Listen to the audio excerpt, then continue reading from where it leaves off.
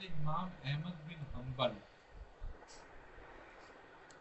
جی اپنے وقت کے جلیل القدر امام تھے نا، امام میں سے 4 مذہبوں میں سے ایک مذہب کے امام ہیں. آپ کے ہزاروں شاگرد تھے، لیکن آپ ایک دیوانے کے پیچھے پھرتے رہتے ہیں.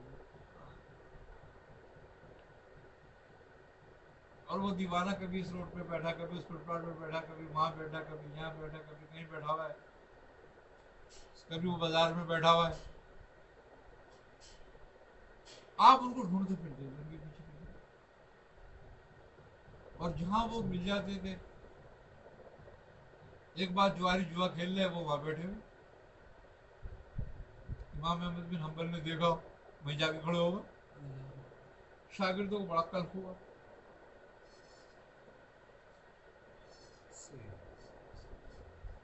انہوں نے بولا یار امام سے بات کرنی پڑے گی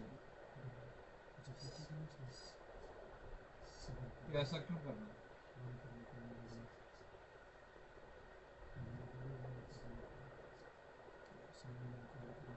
تو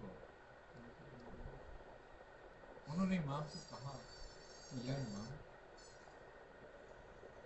آپ اس دیوانے اس قبیلے کے پیچھے کیوں پھرتے ہیں؟ وہ کہیں بھی ہو، کہیں بھی بیٹھا ہو، کہیں بھی وہ وہاں ادب سے کھڑے ہو جاتے ہیں.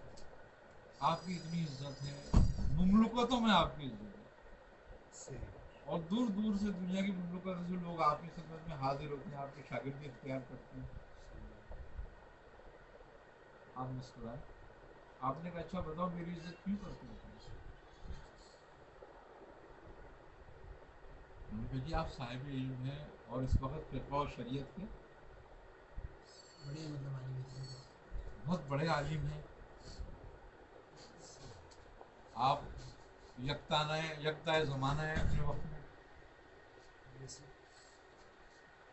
انہوں نے کہا میں کس کام میں یکتا ہوں؟ انہوں نے کہا جی علم شریعت میں، فقہ و حدیث میں. کہا وہ کس کی ہے؟ رسول اللہ کی. کہنے لگے میں تمہیں کیا کراتا ہوں؟ کہنے لگے ان کی کتابیں پڑھاتی ہیں آپ ہمیں. تو کہنے لگے میں صرف کتابیں پڑھاتا ہوں، میری اتنی عزت کرتے ہو تم. یہ تو وہ ہے جو ان کے دربار کا ہے اور ان کے دربار میں پہنچا دیتا ہے، تو اس کی کتنی ہوگی؟ میں اس لیے اس کے پیچھے پھرتا ہوں، یہ اس دربار کا ہے، یہ تو رسول اللہ کے ہاتھ میں ہاتھ دے دیتا ہے لوگوں کا، یہ دکھا دیتا ہے. میں اس لیے اس دیوانے کے پیچھے پھرتا ہوں. یہی ہے فرق آیا نا مولوی اور اس میں.